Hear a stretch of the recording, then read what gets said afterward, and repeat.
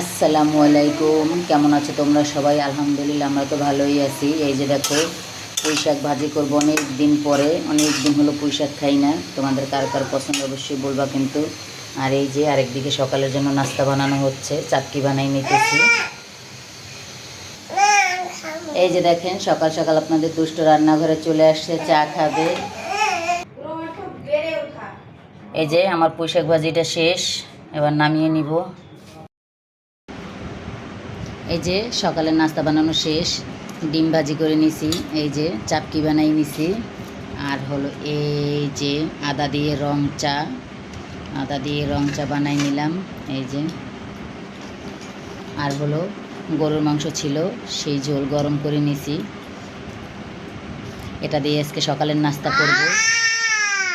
তোমরা দেখতে থাকো আমরা সারাদিন কি কি করি। বিসমিল্লাহ।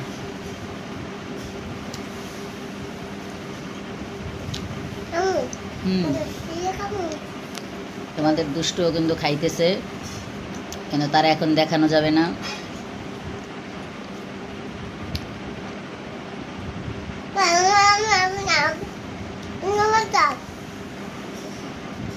আল্লাহ রিজিকে যা লেখছিল তাই খাইতে আসি। তোমরা আজকে হলো শনিবার, তোমরা আজকে সকালবেলা কে কী দিয়ে নাস্তা করতেছো অবশ্যই কিন্তু কমেন্ট করে জানাবা।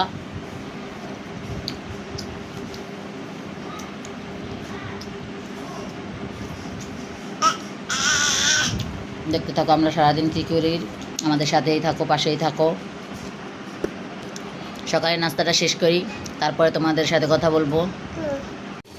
এই যে দুপুরের জন্য মুরগির মাংস রান্না করতেছি, আর সকাল সকাল তো পুঁই শাকটা ভাজি করে নিয়েছি।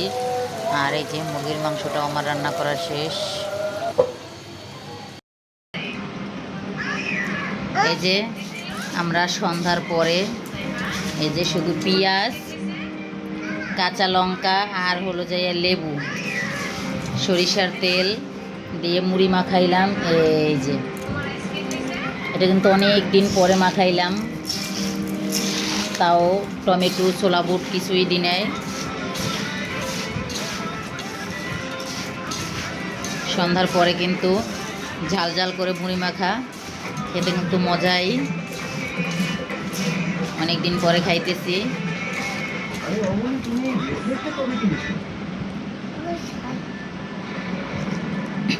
বিসমিল্লাহ।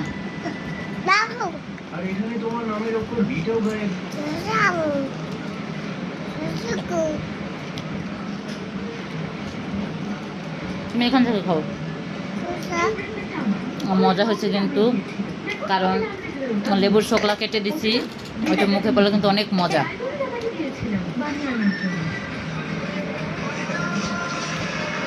নেস না শান্তামণি? আমি আর আমার ছেলে মেয়ে তিনজনে মিলে খাইতেছি, ওর বাবা বাসায় নাই।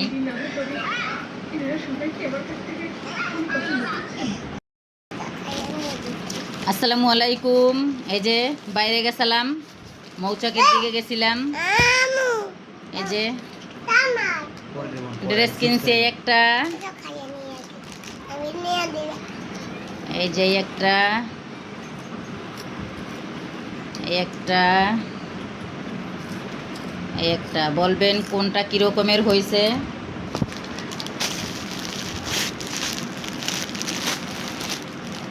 এই যে ব্লাউজ নিলাম দুইটা, একটা কালো আর একটা হলো লাল।